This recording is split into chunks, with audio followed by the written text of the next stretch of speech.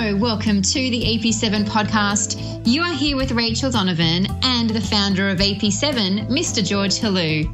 Thanks, Rachel, and thank you for joining us. We love talking about how to get the heart into everything we do to get a lot out of life. Whether it be relationships, business, careers, you name it. So, let's get started. Well, I'm not going to waste any time in beating around the bush for this topic. No, we're not going to banter and make silly jokes about what we've been doing lately. I don't want to waste any time. I want to get straight into it. I'm really prolonging I'm really going against you right now and just wasting time with my meaningless gibberish talk. Anyway, go on. What are we talking about? I know. So today we're discussing why our worldview creates our life. Yeah, I love this topic. A worldview. You know, it makes me think about why I started Cinderella Secrets with Once Upon a View instead of Once Upon a Time, and why I'm so interested in continuing that series, that Once Upon a View series, because the way we view anything determines what it means to us, because we can't view anything without what we assume it means to us, yeah? So let's talk about a worldview, because that's like taking it. We're expanding this a lot. And now we're starting to look at our own responsibility with what worldview we hold. Maybe I should be asking you questions, Rachel, about your worldview. Would that be too revealing? Well, yes, but I think it should be. Awkward pause. A no in audio broadcasting. All right. Well, that was to build suspense. But if you asked someone, what's your worldview, I'm sure they wouldn't know where to start. Very true. So really, it's everything. It's like how you view the way the world works and how you view your place in it. And how does that shape how you choose to be, how you choose to feel, and how you're constantly interpreting everything around you and how you should react to it. Yeah. Is this the sort of thing about whether we're viewing ourselves as victims or as, the world's a horrible place? And yeah, we can open up a Pandora's box with this. So I often think about, what do you expect this world is about for you? I mean, there's a bit of philosophy there. Like, is it this weird place where you've been thrown into it in an avatar suit and a few people have said, hey, to be successful or to cope or to survive here, you have to be this and you have to be that and you have to think this way and be like that. And so isn't that pretty much what happens to us? We're like, oh, I'm here. Now, what is going on? I can touch, I can smell, I can see, and I have this ability to take on ideas so I can learn and make assumptions and hold on to those assumptions, and they shape the way I therefore can continue to relate to things in a consistent way. So now look at us, all of us, we're all subjected to different rules about how the world works. Some of it is political influence, religious, and then down to individual ideas about what makes success, what makes meaning in our lives, right? So with all those influences, I guess we're interested in exploring what kind of worldview would you need to have where you actually feel worthy, capable, and that this world is abundant and is a playground that's going to reciprocate in awesome ways when you gift it the best of you and your effort, right? I guess that's really the benchmark for a fulfilling life, that this world can be yours. But Rachel, I don't think that's the way most of us relate to this world. This world is threatening and scary and there's barely enough of anything. And we almost have to it's like a dog-eat-dog world sometimes. People feel like there's not enough to go around, so I need to take what's there, not realize we can create more for everyone. So if you're listening right now, think to yourself, how do you see the world? And maybe we should start with, how does it make you feel? Do you feel excited by being here? Does every day make you want to, explode out of the blocks and engage life? And you just know that the opportunities that are waiting for you are going to be brilliant for you and they're going to expand you and you're going to keep learning? Or do you feel like everything's overwhelming? Everything's pushing you down and you're always having to find a way not to be pushed too far so you can function? See, one worldview is heavy. Another worldview is exhilarating. It's full of adventure. And you always know you matter in that world and what you do makes a difference. So what is your worldview? And then we can dissect it down, can't we, Rachel? Like, we can look into, well, if you're looking at this world and your place in it, how does being in a relationship play in that? And how does a life partner play out for you in that? What does a life partner mean? I mean, I know many people, they barely know why. They just know it's what you do, which means they've never really checked in with what they bring to a partnership. They just kind of like almost fall into it.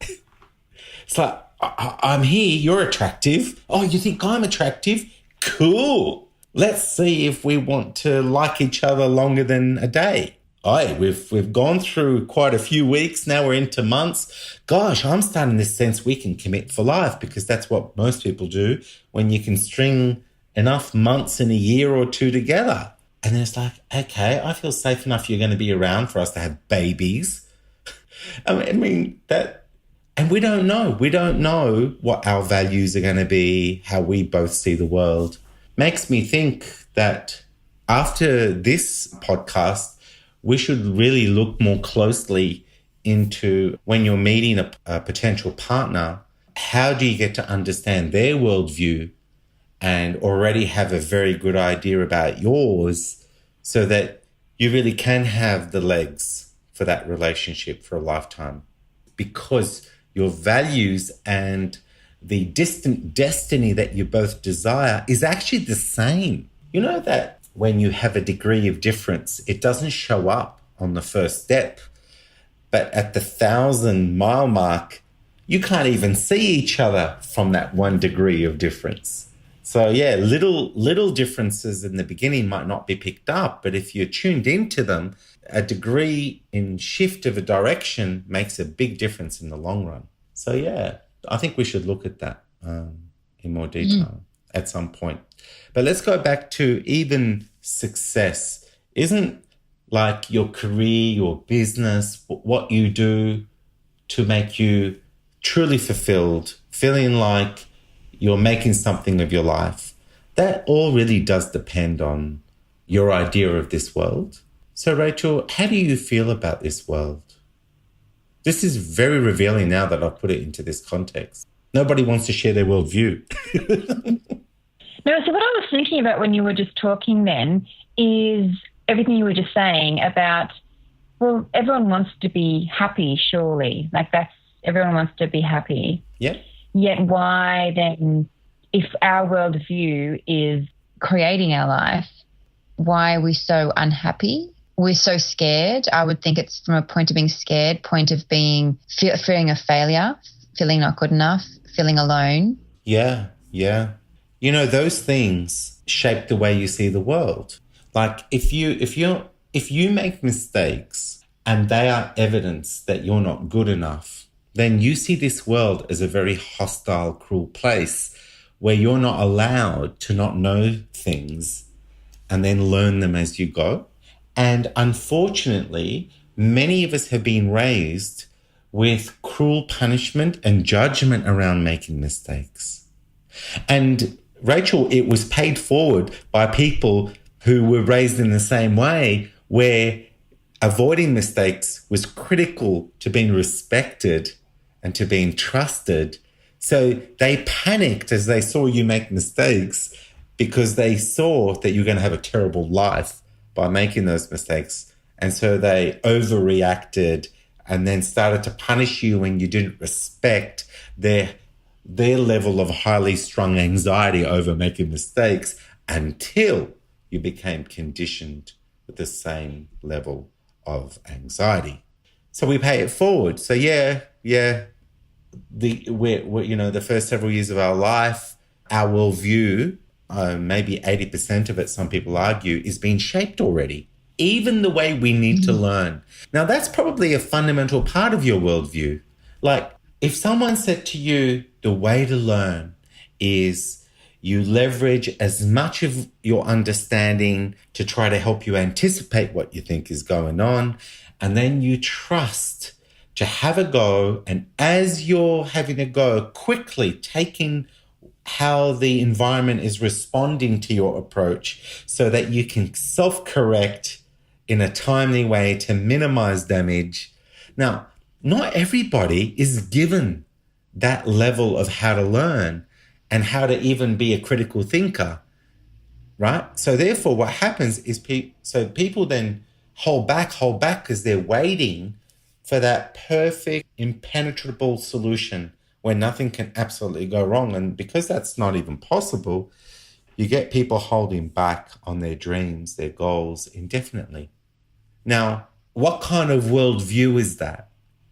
If you think the world is all about you have to have already arrived and somehow you need to keep searching for the perfect way to be and then become that so that your first step is perfect and no one can criticize, what kind of a world do you think you're living in where you're not allowed to discover that you haven't figured it out fully yet?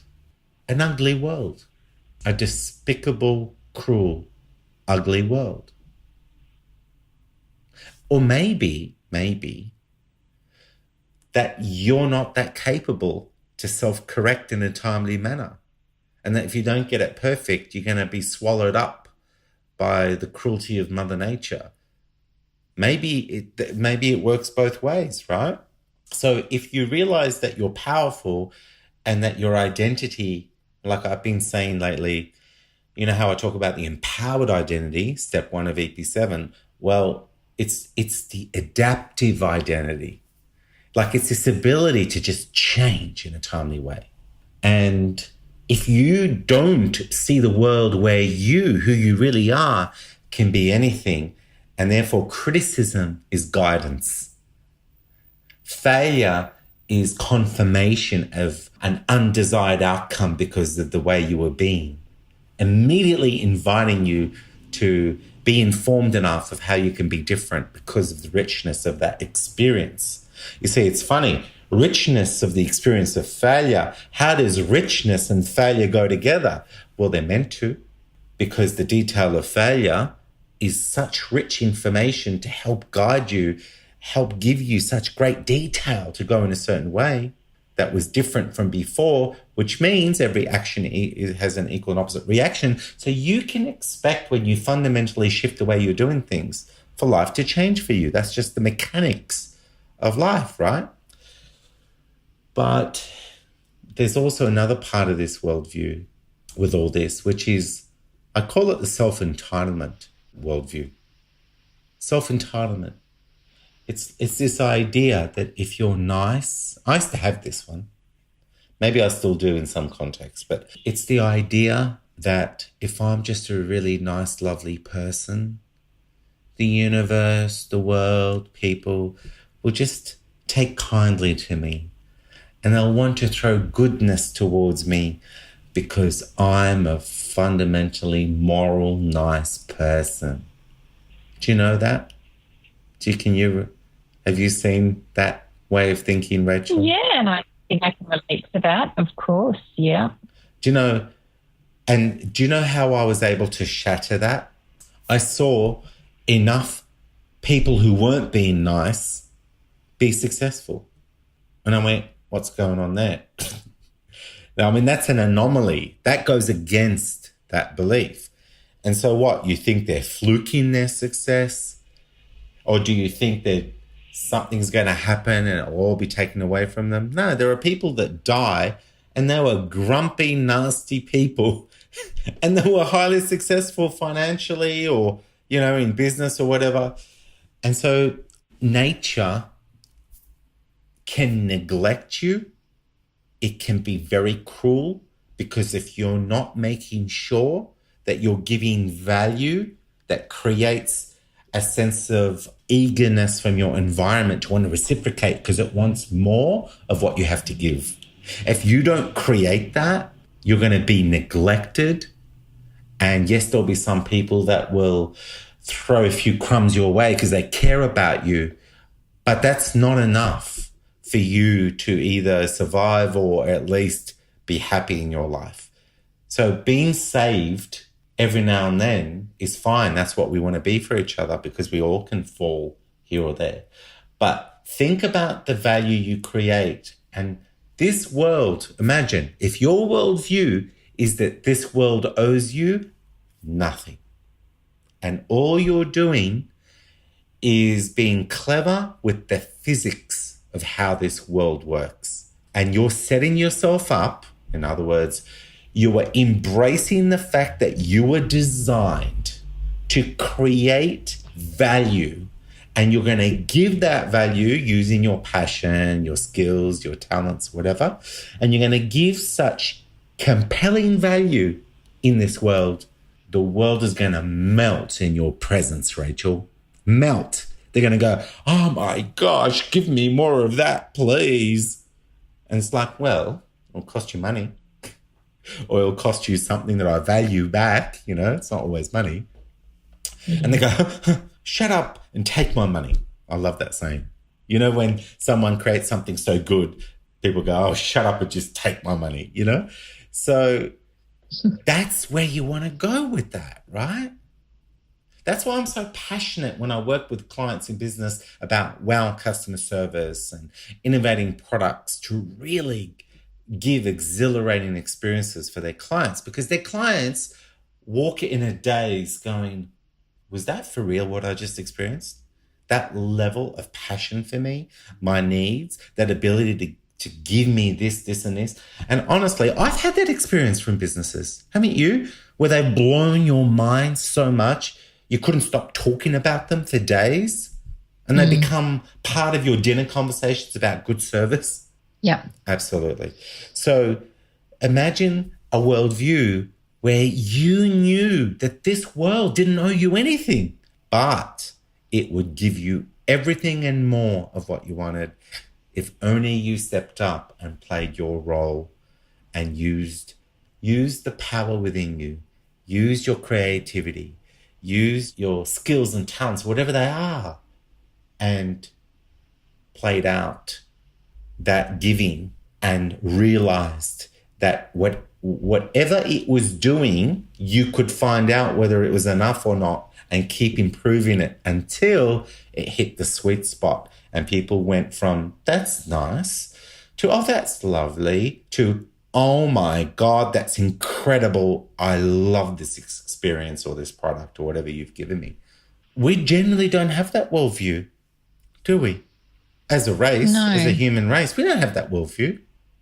I was saying to you off air, if I took the majority of the status quo thinking, if I was to hand select all the assumptions of how I will see the world like the average person, and therefore that would include what makes success and what makes a relationship work and who am I, if I took the most popular assumptions and wove them all together to create a mask which was densely packed with all these funky filters that forced me to see the world like the average person, I'd be screwed. I'd have no hope. I'd be depressed, anxious.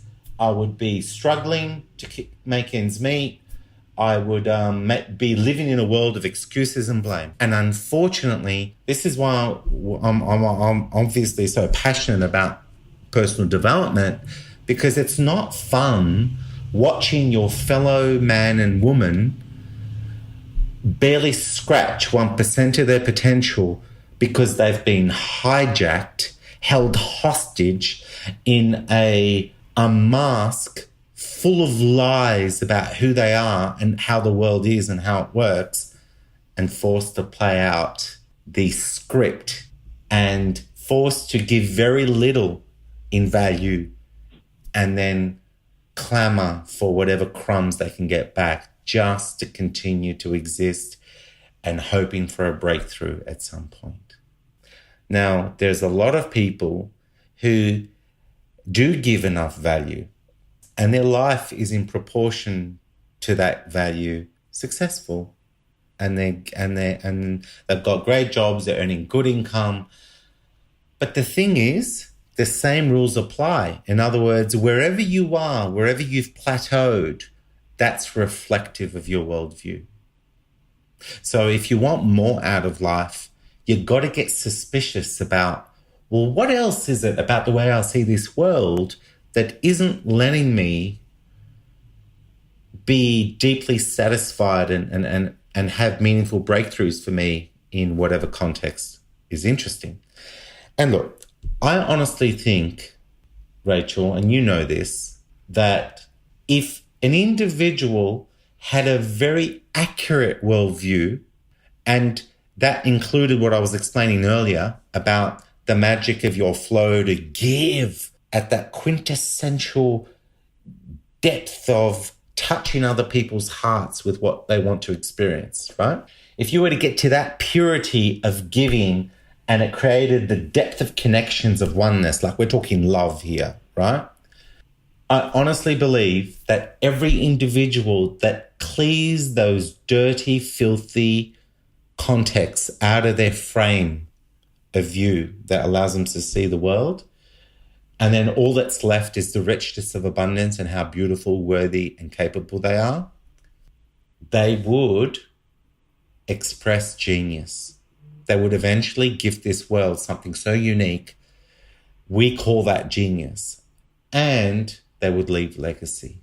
In other words, long after they've gone, they've left things that are precious to the rest of us that are still here. And if you were to look at our history and you were to look at everything that's shaped our innovation and evolution of us as a human race, and you look at the personalities that are in our books, in our, icons that gave us, like the Albert Einsteins and the Thomas Edison and the Bells, and, like they did do that.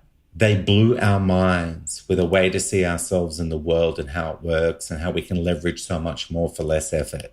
And they gave us away. And even Steve Jobs, and Prince as an artist, and all these people gifted us something so extraordinary that they're immortal for what they stood for, and they've left legacy.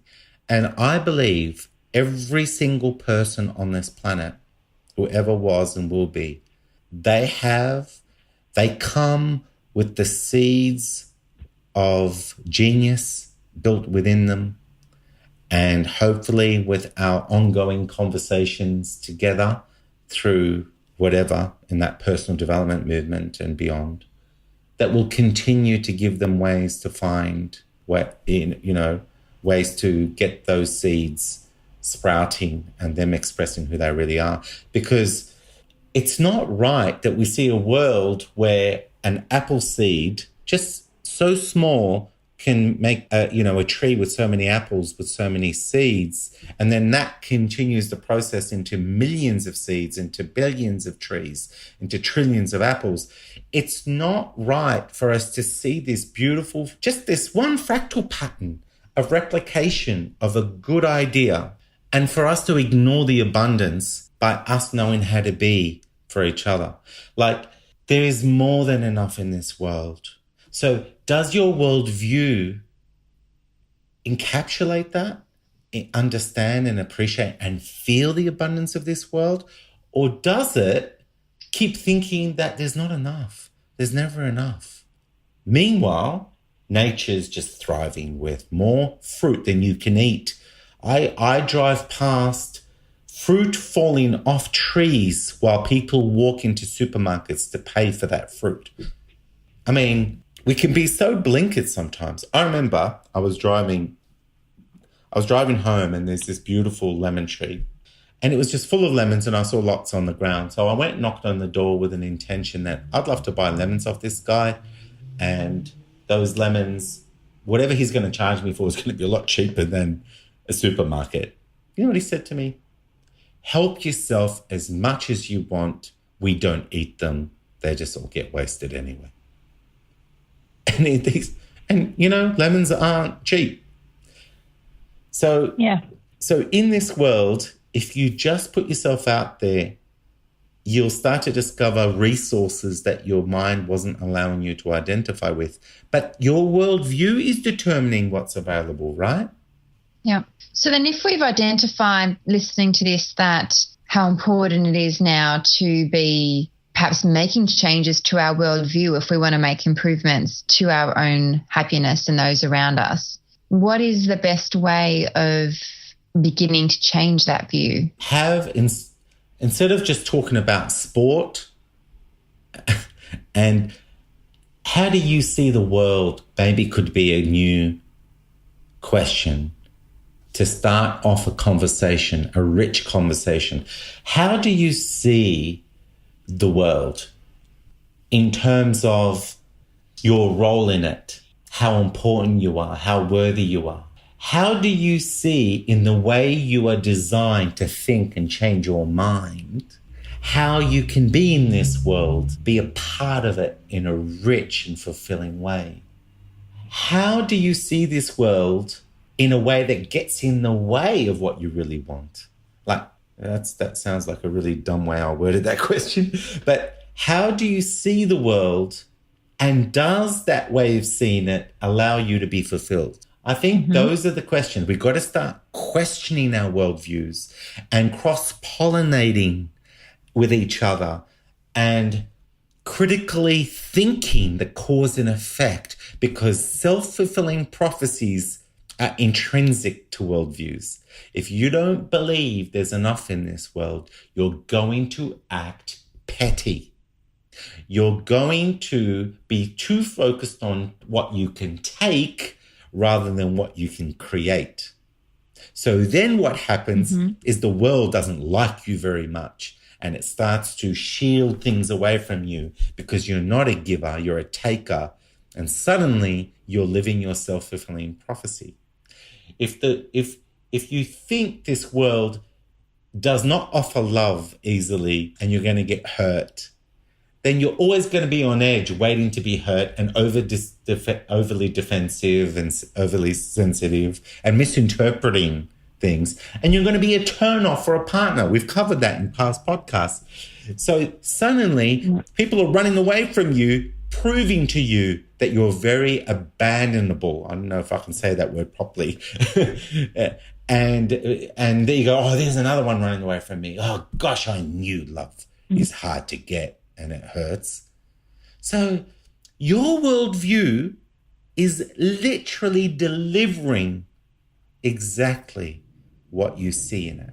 Yeah. So can you see the problem here? You're going to have people arguing that the world is a certain way, and they're emphatic.